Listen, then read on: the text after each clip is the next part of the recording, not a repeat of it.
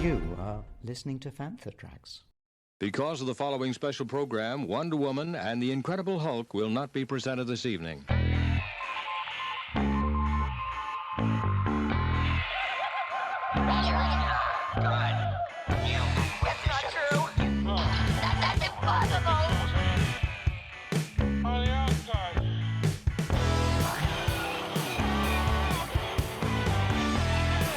It's time to get all your Star Wars news in a single file. This is Making Tracks. Here are your hosts, Mark Newbold and Mark Mulcaster. That's not true. That's impossible. You're listening to Making Tracks. I'm your host, Mark Newbold, and today we bring you a very special episode where we look back at some vintage interviews with stars from Industrial Light and Magic. This is to celebrate the release of Light and Magic on Disney+. We've got guests including Dennis Muren, Phil Tippett, Lorne Peterson, Hal Hickel, Nelson Hall and Bill Kimberlin. So let's get straight into it. Let's dive back to 2007. This is my interview with Dennis Muren, where we talk about the challenges of making The Empire Strikes Back. Well, probably two or three, and one of them would certainly be Empire Strikes Back, like the hardest film that I ever worked on, and one of the most rewarding. I mean, I just was real excited about it. I thought the work came out really good, and I liked the movie a lot. And that's because we had just moved up from Los Angeles to San Francisco, and we had to crew up all the people locally up here, an awful lot of them locally, because we didn't have very many that came up from L.A. for show. And it was just very difficult. If you look at Empire compared to the original Star Wars, it's like far more complicated, and it was just much more of a challenge than the first Star Wars was. I asked Dennis if he knew this was a long-term thing, or whether maybe ILM was just a one-film gig. You know, I always thought it was going to end in a year or two, because there had been a few little blips where there were special effects movies. There was one in, 1974, where there were 2 or 3 films, and there was one, I think another one in the late 60s, but very few, and they would only last for a couple of years, and they'd be gone again. So none of us who'd been around expected this to go on past 1978, 1979, but It just did keep going and still is today. Because you had some wild times early days at ILM. I mean, there was all the stories of the pool out back and the laid-back atmosphere, but I mean, the work obviously got done back then, didn't it? Mm-hmm. Mm-hmm. Do you miss those days? You mean maybe the camaraderie of it, but it was pretty nerve-wracking on that because, you never know what the outcome is when you're in the middle of something, right? And that's true. Like that show was never going to get done. Same with Close Encounters. It seemed like it was never going to get done. Empire Strikes Back, never going to get done. But somehow, I tell you, in the last 3 months, there's just an amazing transformation that happens with an entire crew, and it's still going on. I'm sure it happens over there and happens here. Everybody just starts getting on the same wavelength. Everything happens faster, and the work is better, and you get these massive shows get done. And, now that we realize that, we can sort of plan for it. But back then, it seemed like, this is the end. This will never get done, not to change the release date. It's going to be a disaster, and yet they always got done, even back then. It was a close call. I'm sure I remember reading somewhere that when Empire was finished, the final sequence with the ships before the closing credits, that it was a very close call getting those effects finished. Yeah, my memory is there's 30 70mm prints that were made that are not of the finished shots. Really? In them. And that's what I remember. And our hope was they were going to send them far away, like to Antarctica or something, and never see them. Let the penguins watch them. That's true. I asked Dennis what he was striving for with his visual effects work. Was he striving for perfection, or was he just striving to get the shot done? Yeah, I'm not so much a perfectionist as some people are, but I just want to get through the shot, and some people really are perfectionists, and, and nobody can see the difference between, what you're working on now, the same thing 2 weeks ago, and I don't like that at all. I think you reach a point where you say, yes, that will work. And there's many, many times when we run out of time, or, we just didn't have the magic, wasn't together correctly to make a shot work. It's too late to start over again or whatever. I suppose it's like catching lightning in a bottle 100,000 times on each movie you do, isn't it? Trying to get that right element. That's right. It always seems like that, especially when you're trying to do something that hasn't been done. First thing I do when I finish a film is I just, in my mind, consider it obsolete and try to figure, okay, if I was doing that same movie again, what would I do differently? Just don't want to do the same thing again. And that's hard to figure out because there's nowhere to look for something new. Spent a lot of time looking at at artwork and the real world for inspiration and stuff. There's some great stuff on that Planet Earth series. We're just got that over here finally. Yes, it's amazing, yeah. Just phenomenal stuff. Yeah. And there's great inspiration and things like that, as opposed to copying movies you've already seen, because that's very limited. That's a copy of reality. And if you're copying movies, then you're a double copy. Dennis has won 9 Academy Awards, an incredible amount, but was also honoured with a star on the Hollywood Walk of Fame, and I asked him about that honour. That was pretty amazing. I just never thought it was going to happen. My cousin had been trying for 10 years to get me a star on the Walk of Fame. And I just kept saying, don't even bother. I'm not interested. No one else is interested. Don't bother. And she said, no, I'm going to try. And, so just on her own, she gathered these letters from people, Spielberg and Lucas, Cameron, and lots of other folks, and kept sending them in every single year, the same package. And she kind of got to know the secretary of the committee group, and every year they voted, and every year it was rejected. And I just kept saying, don't do it. It's a waste of time. I don't care about it. And then suddenly, I guess it was when Phantom Menace came out, and VES was involved, and they already knew who I was from my cousin. They said yes. I just kept thinking they made a mistake. They're going to, they're going to say, oh, I'm sorry, it's the wrong, it's Dennis Miller, not Dennis Muren. Yeah. Right? They stay home. But, it was really great. And a lot of guys showed up. Ray Harryhausen showed up, and Cameron, and George, and R2, and C-3PO, and my family, and it was great. I asked Dennis his thoughts on the special editions from 1997 and his work on those films. I was fine with doing it. I didn't at all feel that, we're hurting anything. My feeling always was that the original version was always going to be there. And I don't know if that's necessarily happened. George hasn't put the effort into doing an HD, a super good quality HD of the original version. Hopefully that'll happen. Yeah. But at the time, my feeling was we can finally make these shots better, And he went through and picked a bunch of shots, and I picked a bunch of shots, and we redid them, so they just looked a lot better. And I was fine with it. And I think it's gone overboard. I think it's been done, in a few cases too many times and too many shots. I just feel as long as the original version is always there, that it's fine to be able to work on later on. And sort of like, so what, I'm not saying don't look at the original, but it makes me feel better if I can finally get rid of some of those crummy motion control that were done, at 3 a.m. in the morning that just weren't quite right, or something of the spaceship. But you'll always have those great memories of being there at 3 a.m. doing it, though. Oh, God, yeah. Hello, I'm Dennis Lawson, and you're listening to Fantha Tracks. I've been fortunate enough to interview model maker Lorne Peterson a number of times over the years, and most recently at Celebration Chicago in 2019, and here's some of that chat. When you look back now at your career, what moments, because we all think of our lives in moments, what moments stand out? There's got to be certain key moments. To begin with, the fact that I wasn't looking for a job, I had a small company that was financially kind of failing. Two of us did models and prototypes and design work. And a friend in university just encountered me on the street, and he said, "Oh my God, Lorne, haven't seen you in a couple of years. You'd be perfect. We're doing a small science fiction film out in the valley, and do you think you could come out and help? We're looking for model makers." I mean, now you could throw a rock and hit a model maker, especially where we are right now. But then it was hard to come up with professional model makers. Yeah. So I said, yeah, well, we'll check it out. And if I could bring my partner with me, he wasn't with me at that time, and he's a real good model maker. And they said, yeah, we really need people. So that was how it started out. But I was, another kind of milestone was we were hired for just 2 months to solve a particular problem with the Death Star. Yeah. Well, about 3 or 4 or 5 days into it, I realized that what they were putting the models together with was 5-minute epoxy. So they were mixing up little batches of epoxy and putting the parts on, and then putting tape over the top of that, and then going to some other area and putting tape, and on and on and on. And since I worked in industrial design, I was aware of a product that wasn't available to the public called Eastman 910. Right. And it was a product like superglue. It was really the really early superglues. And so what I did was I came in the morning, I brought a pencil, and I had a little bottle of superglue, and I cantilevered a pencil out over the desk, a wooden desk, and I said, everybody should stop. I want to show you something in the morning. And I did that, and I put one drop, and I moved my hand, and the pencil, of course, stayed cantilevered with the majority of it over the precipice. Yeah. And there was a gasp, how did you do that, and all that stuff.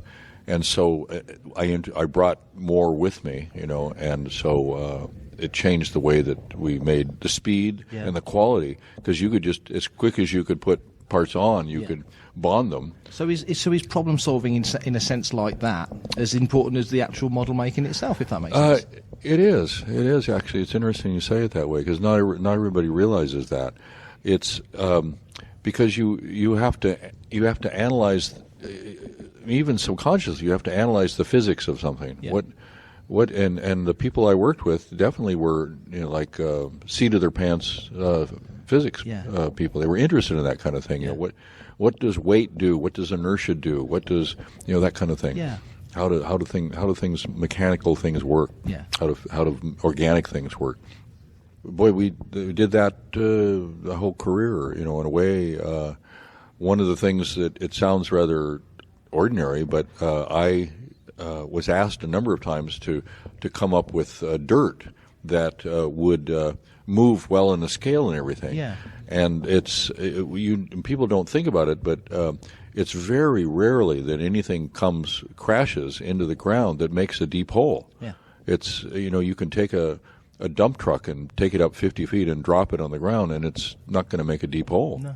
And yet psychologically, it's the Looney Tunes thing. That's the way you think that it's supposed to be, you know. And so for the film, like Men in Black was an example, that one where the ship comes plowing in and the dirt comes flying up, and the little particles of sod go out. That had to be.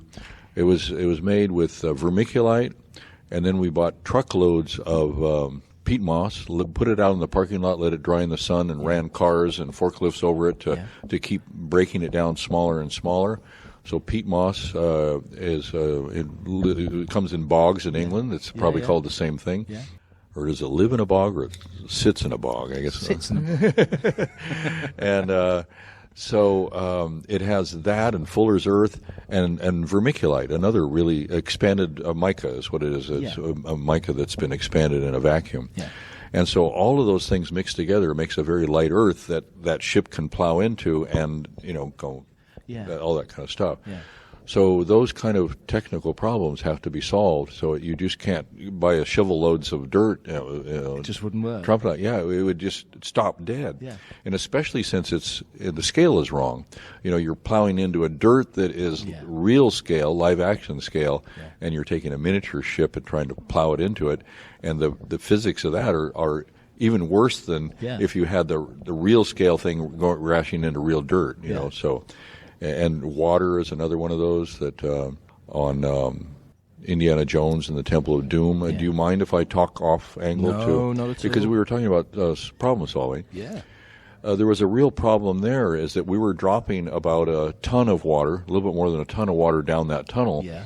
Water just doesn't want to be miniaturized. It's a droplet of water is a droplet of water, that kind of thing.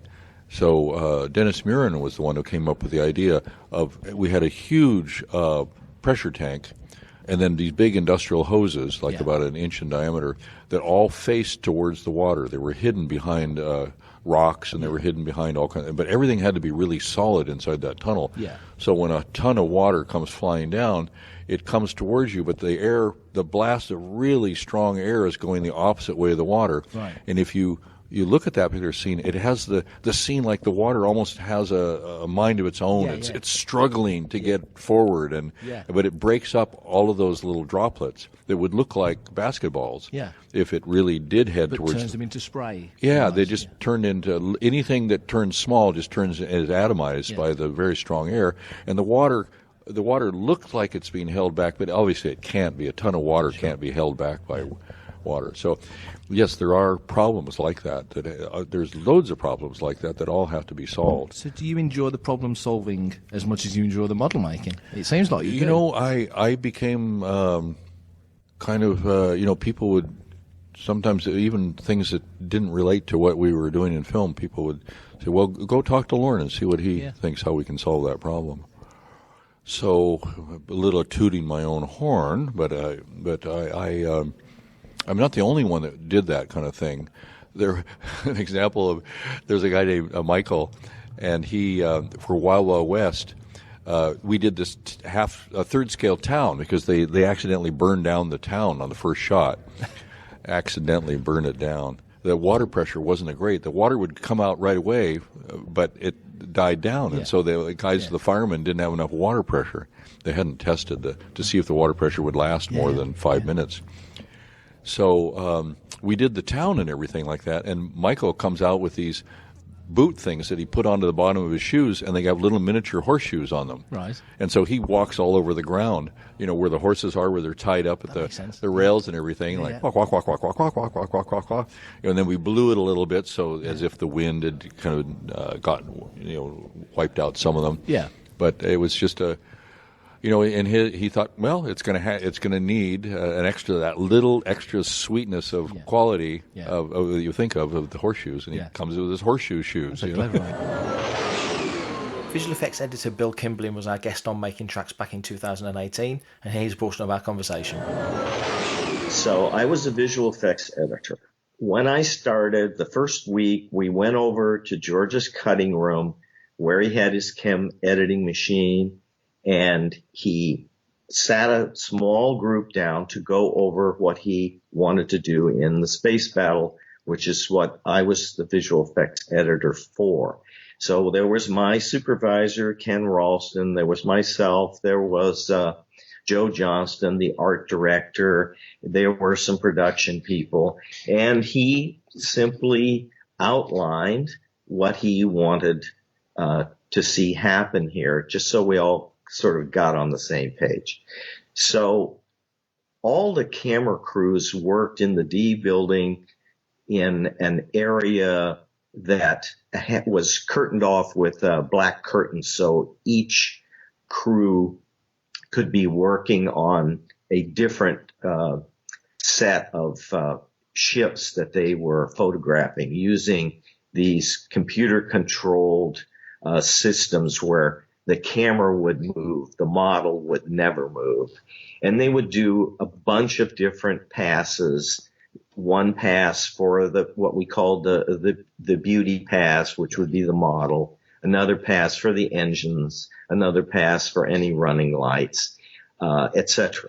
So they would make a black and white test of that. And when they looked at it and thought that it was good, then they would load in color film. And all of this would wind up in editorial. And these pieces of a shot, in one case, a shot that I worked on, SB-19, which is on the front of my book, Inside the Star Wars Empire, a memoir. That shot, SB-19, took, I forget whether it was 3 or 4 camera crews working for a couple of months to get all the pieces to the shot. And it was my job to then assemble all those pieces, put them together, and see how they actually ran when all of the ships were against the starfield and a planet and the Death Star, and then figure out where the laser fire might go and put it together in such a way that I could call through the production people. I could call George over and ask him to take a look at it with my supervisor and see if he approved it. And the greatest approval you ever got out of George was great. If he said, great, then you were done. Okay, move on. And so I did work with him. I remember I was sitting in editorial one day, and George had supposed to have been going to come over and talk to my supervisor. Everybody left for lunch, and I happened to be sitting there, and George showed up. And he said, "Where is Ken, my boss?" And I said, "They've all gone to lunch." And he said, "Well, can you show me the shot?" And I said, "Sure."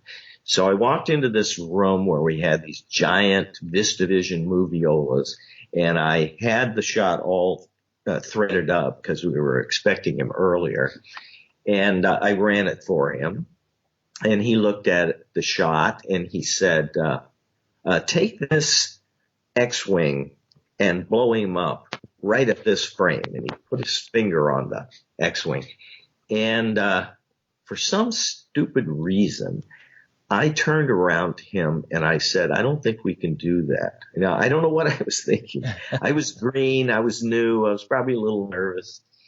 And he turned to me and he said, of course we can, with such authority that I immediately realized I needed to study this a little more before I start telling George Lucas something he can't do. And, this is the story of George's life. People have been telling him since he was in college stuff that he couldn't do. You can't make a space movie and they don't make money. And, when he went over budget on Empire, the bank wouldn't lend him any more money, and people were telling him sequels don't make money, et cetera, et cetera. So when you get a life history of that, and they were all wrong and you were right, you don't accept no's graciously. But he didn't yell. He wasn't angry. He just said in a very positive way, yes, we can do this. And, of course we could. For everything in one location, daily news, reviews, interviews, podcasts, video, and social media feeds, bookmark FanthaTracks.com for Star Wars news 24/7, 365.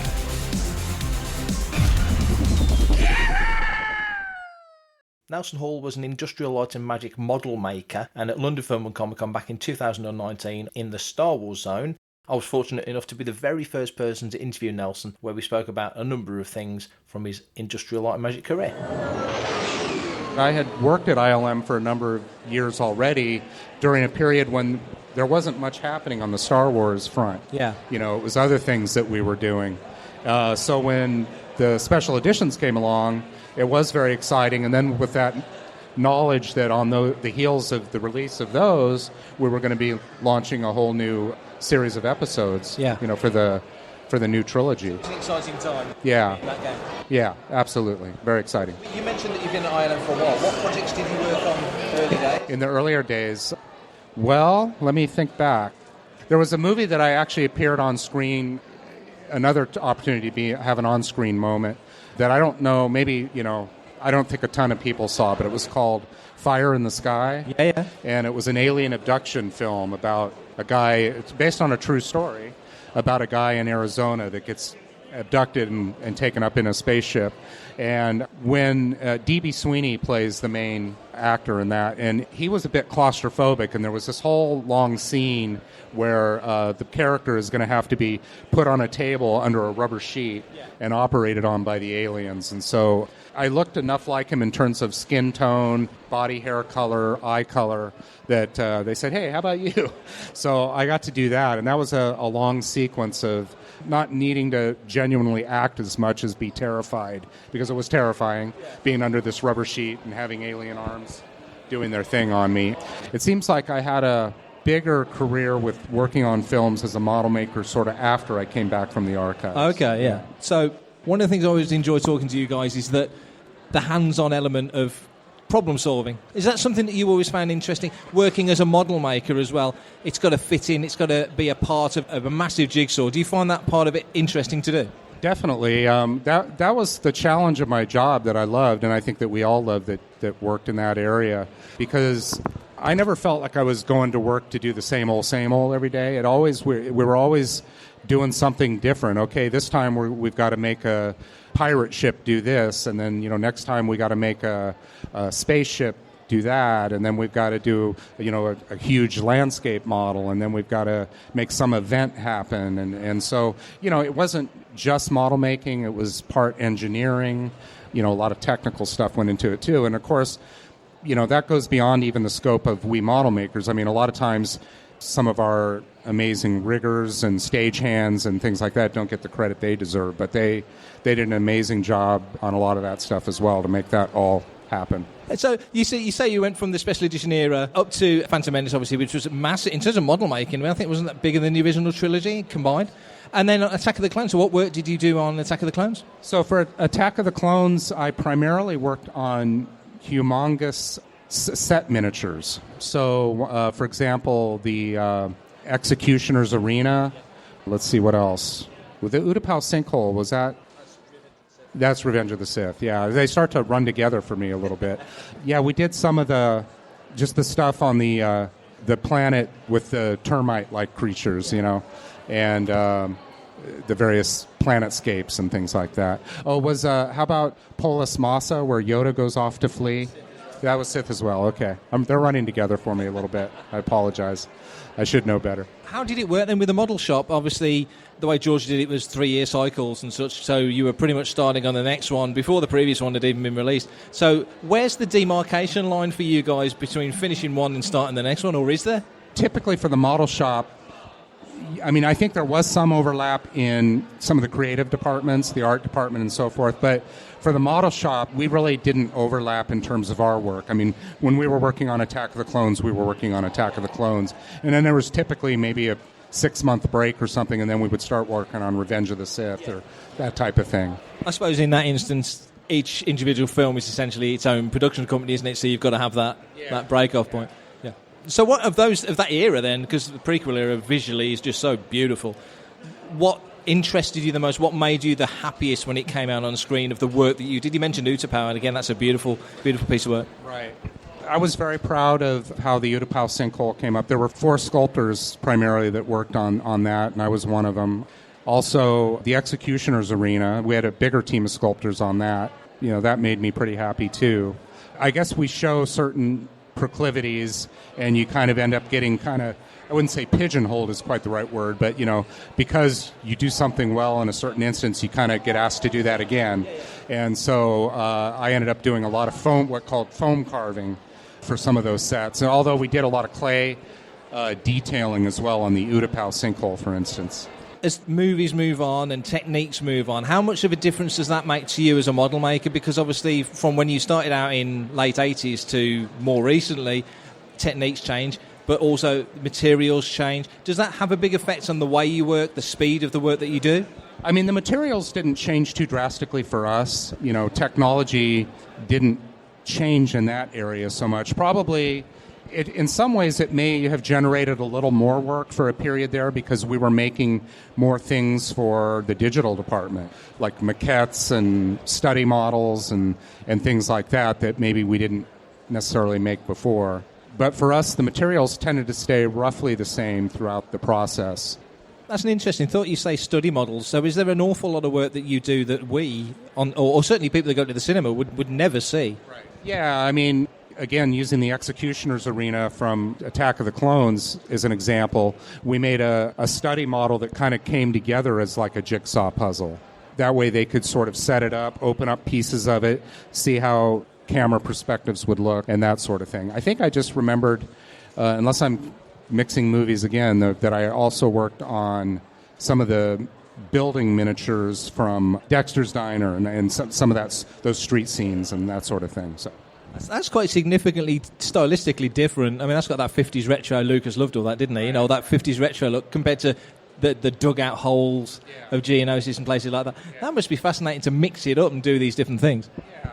It is, and that's again the part I loved about the job was that it was always different. It was always different. To go from making very clean models, buildings and that sort of thing, versus, like you say, very organic landscapes that look like kind of dugout holes, as you said, or that kind of thing, caves and such, things that look like they've been made by termites.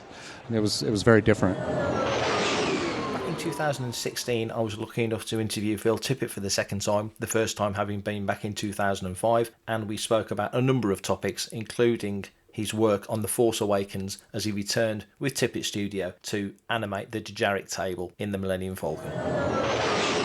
Obviously, you worked on Force Awakens doing the hollow chest scene in the Millennium Falcon cockpit. What was it like going back to those characters? Because obviously people remember that so well from the original in 77. To step back in and pretty much pick it up where you left off. How did that feel? Well, that was, the directive from J.J. Abrams was he wanted to bring back that chess set and pick up the game where it had been left off, in 1976. So we essentially had to do a huge reconstruction. I mean, the irony of the whole thing was that when we were working on the Star Wars cantina scene with Rick Baker and building a bunch of masks, and Rick pulled together a bunch of his friends that were like 4 stop motion animators. So we were building these masks, and George would come over once a week, and I brought into the studio a stop motion puppet that I had made like when I was like 16 years old, and that gave George the idea of doing the chess set with stop motion. Previously, he was going to do it with people in masks, but it was right at the end of the schedule. There was like absolutely no time. And so he said, can you make me a bunch of other monsters? And we did. So John Berg and I, in the period of like a couple of weeks, threw together some really quick creature type things and brought them to ILM, and Dennis Muren set up the photography, and we shot for a couple of days, and it was one of the very last things that was shot at the end of the schedule. So reconstructing them for The Force Awakens, it was more like a big archaeological job. It's a lot easier when somebody says, make me a bunch of monsters, and you go, okay, and then you do it. And that's that. But when you reconstruct something, it's a much more, laborious process. And what had happened after the first Star Wars was John and I gave George, we made a little chessboard, the creatures to it, and gave it to George, and so he kept office for years. So we went to the archives, Lucasfilm archives, got the chess set that we had originally given to George, and they were in a terrible state of disintegration because of the materials. Rubber just turns into like graham crackers over years, so you can't even touch them or they would crumble. So we used this photogrammetry process and got what was there into the computer, and then reconstructed the missing parts in the computer. And those computer models were taken and 3D printed out, then molds were made and stop motion armatures, and so that's how we approached it. But that process in itself took, I don't remember, between 4 and 6 months. It was very laborious as opposed to the first 2 weeks. It must have been a trip then. You were doing it with some of the same guys, so it must have been kind of cool to be there on that set and doing that again. Well, luckily, I didn't have to do it because there were some guys that have worked for me that were probably 10 years old when Star Wars came out and were kind of like Mike, inspired by all that stuff. So I decided to be a benevolent dictator and say, you guys want to, animate these things? And they were all like kids in a candy store. Hi, everyone. This is Misty Roses, and you are listening to Fantha Tracks. I have spoken.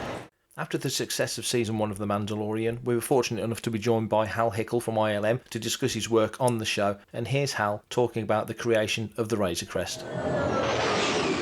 In terms of realistic visual effects, the slightly staccato feel of stop motion was not a good artifact in terms of realistic visual effects. On the other hand, when you're making something like an animated feature using stop motion, it's part of the magic, because you've got kind of 2 threads tickling your brain. One is telling you that these are little puppets that were handmade, and you can kind of sense that. And then the other message is that they're alive and you believe in the characters if the film is well made. And that's part of the magic of this kind of surreal, dreamlike magic of stop motion. But in the context of visual effects, it's not so desirable. And so, that's an example where, okay, well, we know what we're not going to carry forward as we do this, but let's look at all the other things that make it feel sort of physical and real and appealing to folks, and in a way that CG sometimes doesn't. So those exercises were super useful. And then, on Mandalorian, of course, we actually went back and built a miniature version of the Razor Crest,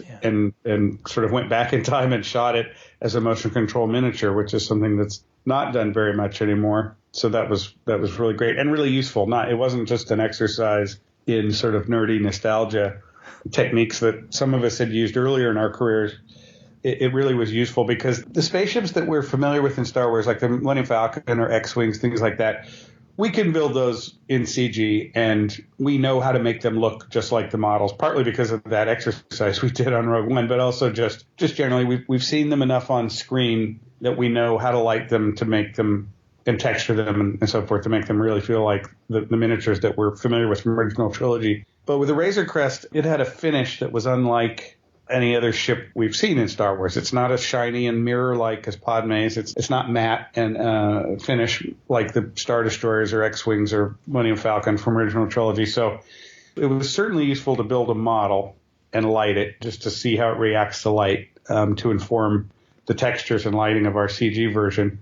But I think it was even really yielded a lot of great creative discoveries and served as a great style guide to go all the way to the extent of putting it in a motion control rig and shooting it that way, rather than just shooting stills of it to use as lighting information. For me, that was tremendously fun, and for John Knoll. I can imagine. So was it a case of dusting off the old motion control rig and getting it all up and running again, or was it a brand new kit? Brand new. John took it upon himself to design, because we don't have, aside from a few museum pieces that are on display here and there around the company, we don't really have a fully functioning motion control setup here. So John designed one. He designed it in the computer first, and he sourced a bunch of parts that could be bought. And then he's got a pretty well set up machine shop at his home. And so anything he couldn't buy outright, he machined himself and built. And then he wrote his own software to run it. Wow. That's John for you. He's got skills of many different kinds. He's a very smart guy. And I think it was probably just super fun for him, because he started out, operating motion control rigs of different kinds at ILM. And I did as well, but not at ILM, at Will Vinton Studios. But, it was part of my background too. And we just have that in our blood. And so it was super fun. We had a really good time doing it. And so because he had built the rig in the computer first to kind of design it, I was able to take that geometry, that computer model, and put it in Maya and rig it. And so then I would basically animate any shots that were going to be motion control. I would design them, but I would design them using the motion control rig in Maya rather than just animating the ship wherever. And that way I could ensure that not only was it something that the rig was capable of shooting, that was, of course, the most important thing, but also it enforces a kind of style on you when you do that. And that was part of this whole exercise, was to get at something that felt like it respected the limitations of the equipment that was being used, back on the original trilogy. Yeah. Now, our rig was simpler than theirs, but it could do many of the things that the Dykes Reflex could do, and it served our purposes, and it enforced many of the same kinds of style decisions. So you have to imagine we had about 40 feet of track running diagonally across our motion capture stage, and then mounted on that track was a little carriage that would travel up and down the track, and on that was a pan and tilt head. And then separate from that was a model support, a model pylon, if you will, and it had several degrees of axis. So you'd mount the Razor Crest on that model mover, and it couldn't travel anywhere. It wasn't on a track, but it could move, pitch, yaw, and roll, basically, the three rotational axes. It could do those three things. And so any travel toward and away from camera was done by moving the camera toward or away from the model along its track, and then moving the ship around the frame. Usually we had to do with panning and tilting the camera, rather than, say, moving the camera up or down. And then the ship itself could roll. And you could get a surprising amount of sort of effects from that, and then the ship could be mounted on all six sides, top, bottom, front, back, left, right, had mounting points. So between, so you had quite a bit of flexibility on the relationship of the model to the camera, and you come up with all kinds of different shots that way. And so I would, animate it in the computer and figure out which way the model needed to be mounted and what lens we're using on our little Canon Mark III, and figure it out that way. And then it would go, those curves from Maya would go off to our motion control rig and drive the actual physical rig, drive the camera down the track as it was photographing the model. And it was super great. Thanks for listening to Making Tracks. If you want to be part of the action and stay updated on all the latest Star Wars news, visit fanthatracks.com or check out the free Fanthatracks app through the App Store to follow us on your mobile device. You can reach out to us and send in your listeners' questions by emailing radio@fanthatracks.com. Comment, like and share on any of our social media feeds at Fanthatracks, and be sure to subscribe, leave a review, preferably a 5-star one, on Amazon Music, Audible, Apple Podcasts, Google Podcasts, Spotify, or your podcatcher or smart speaker of choice. And as always, thanks to James Semple for composing the Fanthatracks intro, Adam O'Brien for our Making Tracks opening music, and Mark Daniel and Vanessa Marshall for our voiceovers. Remember, tune in to Good Morning Tatooine. It's live Sunday evenings, 9 o'clock UK, 4 PM Eastern, 1 PM Pacific, on Facebook and YouTube. And check out Fanthatracks radio episodes on Friday evenings at 7 o'clock UK time for new episodes of The Phantom from Down Under, Planet Leia, Desert Planet Discs, Start Your Engines, Collecting Tracks, and Can Fodder. And we'll see you next time. Coming up next on Fanthatracks Radio, it's Planet Leia.